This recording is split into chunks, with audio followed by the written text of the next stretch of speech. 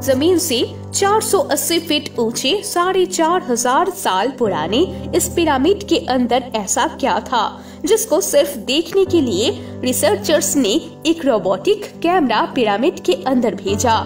एक जगह पर आकर रोबोटिक कैमरा रुक गया क्योंकि अब उसके सामने पत्थर का एक स्लैब था।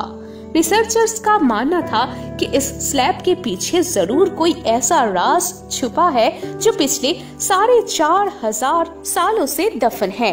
ये राज इनको हर कीमत पर जानना था, इसलिए उन्होंने रोबोट के आगे एक ड्रिल मशीन लगाई जिसने उस पत्थर के स्लैब में बारीक छेद कर दिया।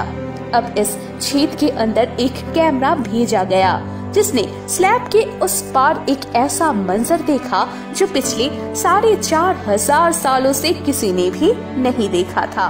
इजिप्ट में टोटल 138 ऊंचे तरीन पिरामिड्स मौजूद है जिन्होंने पिछले हजारों सालों से हजारों अर्थक्वेक और कई खतरनाक तूफान का सामना किया।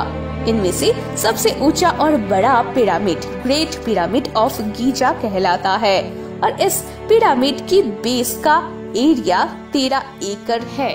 यानी इस पिरामिड के अंदर हैरतअंगेज तौर पे एक दो नहीं बल्कि पूरी 9 फुटबॉल फील्ड आराम से फिट आ सकती है। एक एस्टिमेट के हिसाब से इस पिरामिड में टोटल 23 लाख बड़े बड़े पत्थरों का इस्तेमाल हुआ, जिनमें से कई पत्थरों का वजन 50 टन भी था।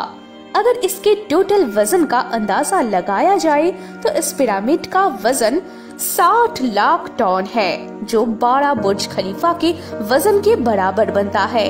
लेकिन इतने ऊंचे और आलीशान पिरामिड्स बनाने का आखिर मकसद क्या था? हजारों साल पहले जब इंसान के पास कोई टूल्स भी मौजूद नहीं थे, तब इन पिरामिड्स की दीवारों को कैसे इंच बाय इंच लेवल किया गया? कैसे 50 टन वजनी पत्थरों को ए स्क्वायर शेप में काट कर बगैर क्रेन के ही 460 फीट ऊंचाई तक पहुंचाया गया? और इनको बनाने में ऐसे कौन से इंजीनियर्स का हाथ था जिन्होंने इन पिरामिड्स को अर्थक्वेक प्रूफ के साथ साथ इनके तमाम साइड्स को एग्जैक्टली 51.5 डिग्री के एंगल पे सेट किया? कई सदियों से मुख्तलिफ रिसर्च टीम से इस पिरामिड की कंस्ट्रक्शन टेक्निक जानने के लिए सर जोड़कर बैठी थी कि आखिर इस पिरामिड की हर side exactly north, south, east और वेस्ट पे बगैर कंपास के कैसे सेट की गई होगी। कई एक्सपर्ट्स का मानना है कि उस टाइम के आर्किटेक्ट ने सबसे पहले ऐसी जमीन तलाश की होगी जो लाखों टन वजनी पत्थरों का वजन झेल सके। उसके बाद पोलर स्टार यानी वो सितारे जिनकी मदद से अर्थ के पोल्स का पता पड़ता है, उनकी मदद से पिरामिड की हर साइड को मार्क किया गया। ना कोई कंपास और ना ही कोई ऑप्टिकल इंस्ट्रूमेंट, सिर्फ बस बेसिक टेक्निक से हजारों साल पहले इस पिरामिड की डायरेक्शन सेट की गई।